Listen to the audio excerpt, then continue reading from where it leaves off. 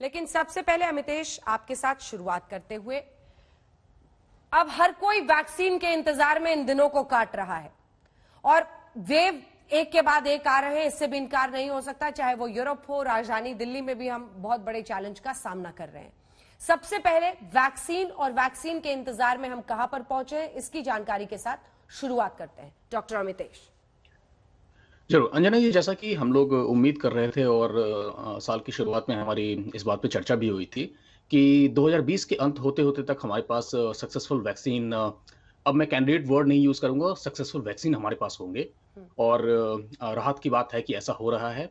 कम से कम दो, इनफैक्ट अगर मैं बहुत होपफुल हूं तो तीन वैक्सीन को लेके बहुत अच्छे रिजल्ट्स आए हैं और वो तीनों ही ऑलमोस्ट यूज के लिए रेडी हैं। इनमें से फाइजर का जो वैक्सीन है उसके इमरजेंसी यूज ऑथराइजेशन के लिए अप्लाई कर भी दिया गया है यूएस एफडीए के पास। और इन दोनों के रिजल्ट्स को, जैसा कि नंबर्स हर कोई देख रहा है कि ये दोनों ही जो वैक्सीन है फाइजर का और मॉडर्ना का, जो कि एमआरएनए बेस्ड वैक्सीन है, इन दोनों का ही जो सक्सेस रेट है उसे देखा गया है कि 90% से अबव है। अ, अभी रिसेंटली ही ऑक्सफोर्ड का जो एस्ट्राजेनेका के साथ वैक्सीन जो डेवलप किया जा रहा है उसका भी रिपोर्ट आया है और उसमें भी देखा गया है कि 90%, although on average 70% success rate है, बट एक पर्टिकुलर डोजेस रेजिमेन है जिसमें कि 90% तक सेकंड डोज के का साथ। सक्सेस हाँ। रेट देखा गया है। अब यहाँ पे इंटरेस्टिंग चीज ये हो जाती है कि ये जो हम नंबर देख रहे हैं, ये नंबर क्या है?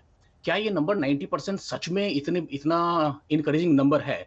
तो मैं यहाँ पे किसी भी तरीके का नेगेटिविटी नहीं फैलाना चाहता हूँ। हाँ, ये 90% बहुत अच्छा नंबर है। इनफैक्ट जब हम लोग शुरू में वैक्सीन के सक्सेस रेट पे बात कर रहे थे, तो हमारी उम्मीद थी कि अगर कुछ भी 60-70% के आसपास मिल जाता है, तो वो बहुत अच्छा होगा। हमारे पास 90% है, लेकिन ये 90% आया कहाँ से है? देखिए, हम लोग जब भी किसी वैक्सीन को डेवलप करते हैं, जो वॉलंटियर्स को रिक्रूट करते हैं, तो उसका 2 तरीका होता है। एक नॉर्मल तरीका होता है कि आप वॉलंटियर्स को रिक्रूट करो, उनका 2 ग्रुप बनाओ। एक कंट्रोल ग्रुप होता है जिसमें कि आप प्लेसिबो ग्रुप कहते हैं, जिसमें कि आप एक्चुअल वैक्सीन नहीं देते हैं, और बाकी आधे जो होते हैं उनमें आप अपना एक्चुअल जो वैक्सीन कैंडिडेट है वो देते हैं। इसके बाद आप वेट करते हो चांस का कि आपका ये जो टोटल ग्रुप है उनमें से कितनों को वो डिजीज होता है। इस केस में कितनों को कोविड-19 डिजीज डेवलप होता है। हाँ। फिर उसके बाद आप ये चेक करते हो कि जितनों को हुआ है उनमें से कौन से हैं जिनको कि कंट्रोल प्लेसिबो दिया गया था और कौन से हैं जिनमें कि एक्चुअल वैक्सीन दिया गया था। ठीक है। और अगर वो ग्रुप बड़ा है जिसमें कि प्लेसिबो दिया गया था और जिसको वैक्सीन दिया गया था वो ग्रुप छोटा है, तो ये बताता है कि आपका जो वैक्सीन है वो प्रॉपर्ली काम कर रहा है। ये एक चांस डिपेंडेंट इवेंट है, क्योंकि यहाँ पे आपके पास कंट्रोल नहीं है कि अगर आपने 30,000 वॉलंटियर्स को रिक्रूट करा है तो उसमें कितनों को वो डिजीज डेवलप होगा। इसका दूसरा थोड़ा-सा इनह्यूमन टाइप होता है जिसको हम चैलेंज ट्रायल कहते हैं।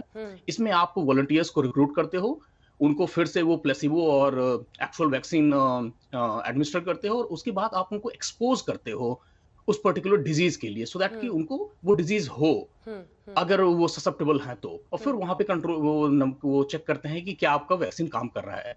अब यहाँ पे नंबर्स की बात आती है, तो एक्चुअल नंबर हमेशा चैलेंज ट्रायल में ज़्यादा होता है। जबकि अभी जो डेटा हमारे पास आ रहा है, लाइक अगर मैं मॉडर्ना का एग्जांपल लूं, तो उनके पास 30,000 वॉलंटियर्स थे। उन डॉक्टर साहब, आप 30,000 में से इतनी सारी सिर्फ बातें समझा 95 रहे हैं, ऐसे। अच्छी बात है। मुझे ये बताइए, हम लोग खुश हों या नहीं हों? बहुत खुश होइए, ये खुश होने की बात है। ठीक है मैं ना? सिर्फ ये कह रहा हूं कि उस वो खुश होने से पहले हमें किस-किस चीज़ों पे ध्यान रखना होगा। ठीक है। क्योंकि ये जो 90% की बात की जा रही है, ये सिर्फ 95 वॉलंटियर्स के डेटा पे बेस्ड है। नमस्कार, मैं हूं अंजना ओम कश्यप। हमें उम्मीद है ये वीडियो आपको पसंद आया होगा। लेटेस्ट खबरों के लिए यूं ही देखते रहिए आज तक, और इस वीडियो के पसंद आने पर लाइक, शेयर एंड सब्सक्राइब करना ना भूलें।